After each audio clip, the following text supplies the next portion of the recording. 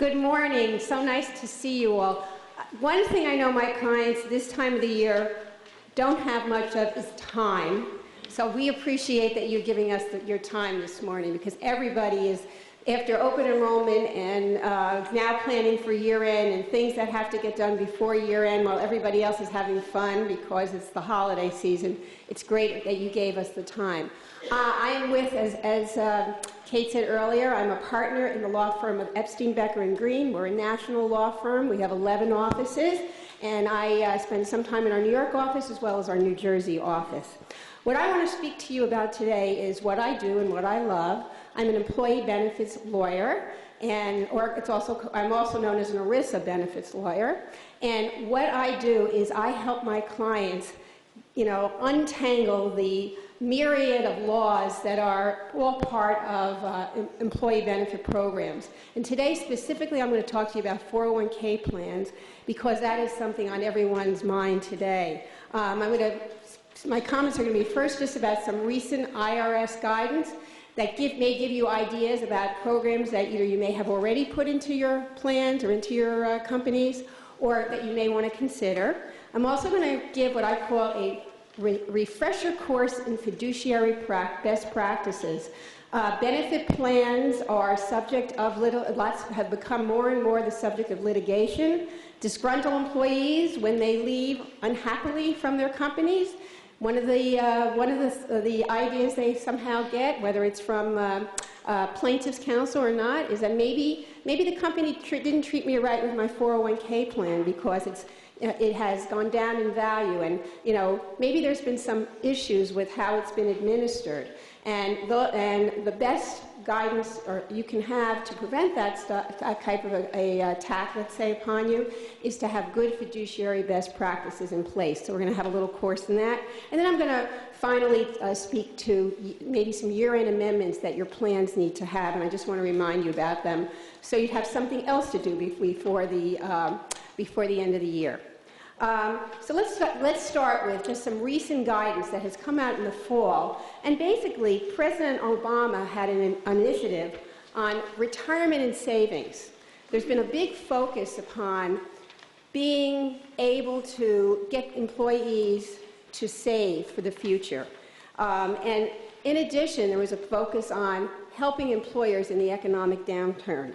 So the first piece of guidance that came out, Steve mentioned that employers were trying to limit their matching contributions, either reduce matching contributions or get rid of them altogether.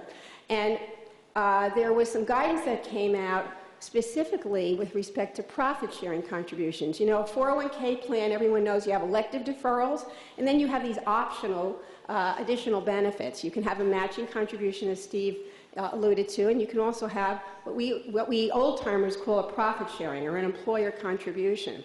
And those employer contributions, the IRS issued some guidance that freed up the ability for employers to reduce those contributions and get rid of them in safe harbor plans. So that was issued in May of 2009, which there were proposed regulations that allowed you to reduce your profit-sharing contributions, giving you the ability to do that. The next thing I want to speak about is automatic enrollment. How many of you here have automatic enrollment in your 401k plans? Yeah, a lot of you. That used to be something that was not done until the government became more flexible to allow it. And there are a variety of automatic enrollment types, if you will, and I thought I'd review them with you. The more traditional automatic enrollment arrangement is called an ACA. And I think when I speak to crowds about, or groups about employee benefits, I think one of the interesting things in this area of the law is that there's a bunch of acronyms. And if you want to be in the know, you need to know those acronyms. You need to know that there's an ACA out there. So I'm going to give you a little quiz in that, or a little test. So the automatic contribution arrangements, or ACAs, they were what I would call our original flavor. They were the original type of automatic contribution. But then with the passing of the Pension Protection Act a couple years ago, we got other flavors. We have QACAs, which are qualified automatic contribution arrangements, And they allow employers to automatically pass non-discrimination testing. Some of you must be familiar with the so-called ADP, ACP testing, and what the government is looking for is making sure that you don't favor your highly compensated employees more than your non-highly compensated. But if you adopt a QACA, which means the employer puts in a minimum contribution of 3% at least, if you adopt a QACA, your automatic contribution arrangement, you automatically pass testing. And the last type of or flavor of automatic contribution arrangements is an ACA, that's EACA, and that's an eligible automatic contribution arrangement. These are all part of the IRS terms, and it allows employees, if you put one of those in, it lets your employees within 90 days withdraw their money if they've decided they don't want to go forward, even though you've put them into the plan. Well, the important thing about knowing about this is that, again, there's an encouragement by the government to adopt these programs, and in fact, the government made it easier for you in September by putting out sample amendments, which you can put to your plans. So I wanted you to be aware of it. It's now become easier to make these arrangements. Lots of you have them in your programs already.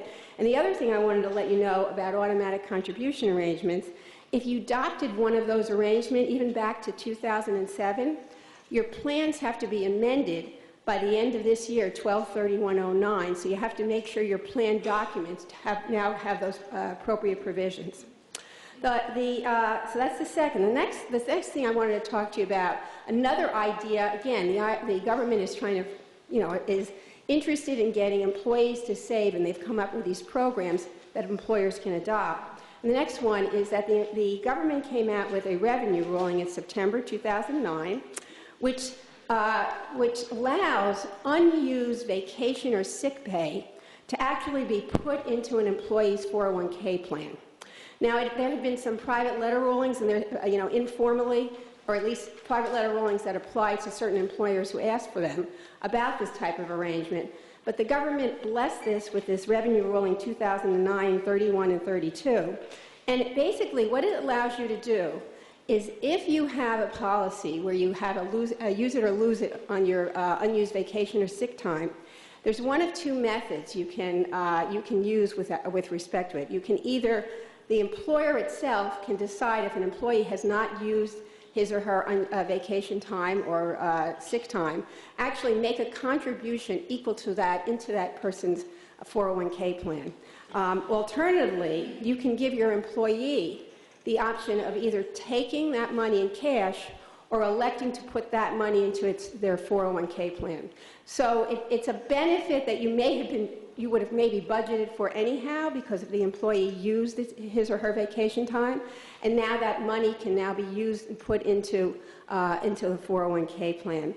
One note I should make is that we've seen some of this, but we haven't seen a lot of this idea yet, maybe because it's new and it just came out in September.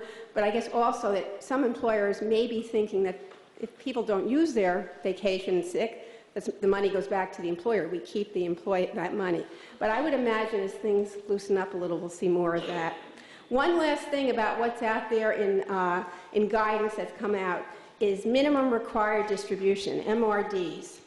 Minimum required distributions are the minimum amounts that you must pay out of a 401k plan for employees who are at least 70 and a half years old and have left your company. They're terminated. Some employees, a lot of employees, I think, take their money when they leave the company, but some keep those accounts going with you. And if you have somebody who's 70 and a half or over, you're required to begin distributions. Well, again, with the thoughts are the government wanting us to keep money in these savings programs, these employee savings plan. They came out with a ruling that allows employers, not for the 2009 year, not to pay those minimum required distributions. There was a lot of confusion with this. You have an option. You either can pay, which you normally would do, or not pay. I'm sure if you have service providers, they've probably asked you already for direction. But the December payments, most folks pay the 2009 payments in December. You need to have made a choice. So if you got a message from your service provider or a flyer about minimum required distributions, you need to pay attention to it to decide, make a decision. The amendments, however, to your plan documents for whatever your decision is are not required to 2011. So let's talk a little bit about fiduciary issues.